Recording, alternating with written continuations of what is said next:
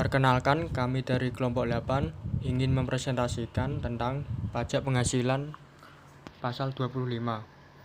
Saya Muhammad Muti Subahan, NIM B11 2019 05934, dan teman saya Muhammad Royhanul Fawazi, NIM B11 2020 06718. Pengertian pasal PPh pasal 25.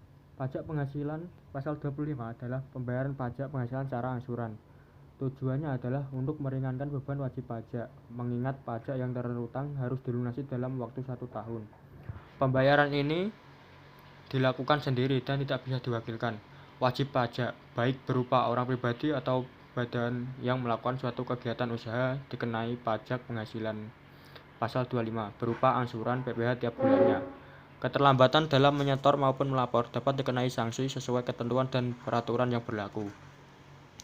Besarnya angsuran PPh pasal 25 adalah sebesar pajak penghasilan yang terutang menurut surat pemberitahuan tahunan pajak penghasilan tahun pajak yang lalu, setelah dikurangi dengan PPh yang telah dipotong oleh pihak lain, dan PPh yang terutang atau dibayar di luar negeri dapat digratikan bagi 12 bulan. Dengan rumus di bawah ini, yaitu PPh terutang menurut SPT tahunan pajak dibagi 12 bulan. Batas pembayaran PPh pasal 25. Misalnya, untuk bulan November 2021, angsuran PPh 25 harus dibayar paling lambat 15 Desember 2021. Jika batas waktu penyetoran jatuh pada hari libur, Sabtu, Minggu, dan hari libur nasional, maka pembayaran masih dapat dilakukan pada hari berikutnya. Pembayaran harus membawa surat setoran pajak SSP atau dokumen sejumlahnya.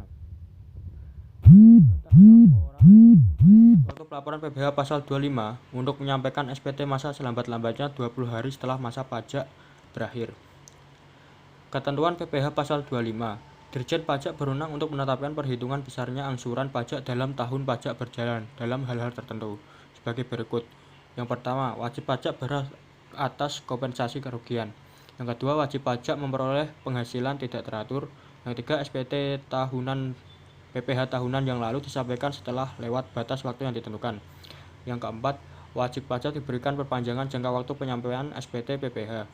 Yang kelima, wajib pajak membetulkan sendiri SPT PPh yang mengakibatkan angsuran bulanan lebih besar dari angsuran bulan sebelum pembetulan.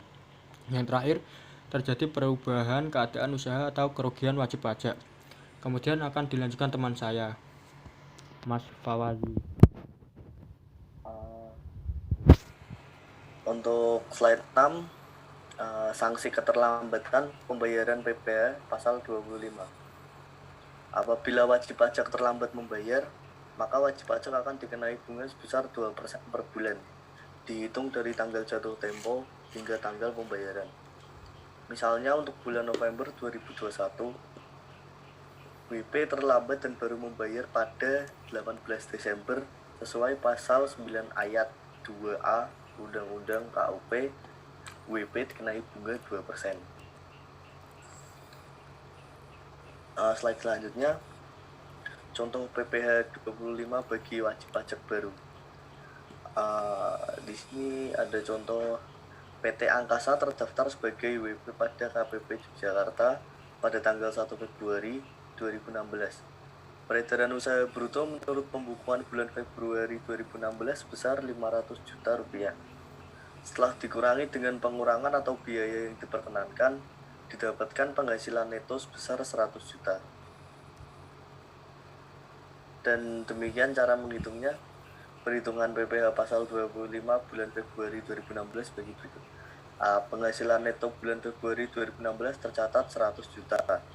Kemudian penghasilan neto disetahunkan, yaitu 12 sesuai bulan dikali 100 juta, yaitu 1,2 miliar rupiah atau 1 miliar 200 juta rupiah.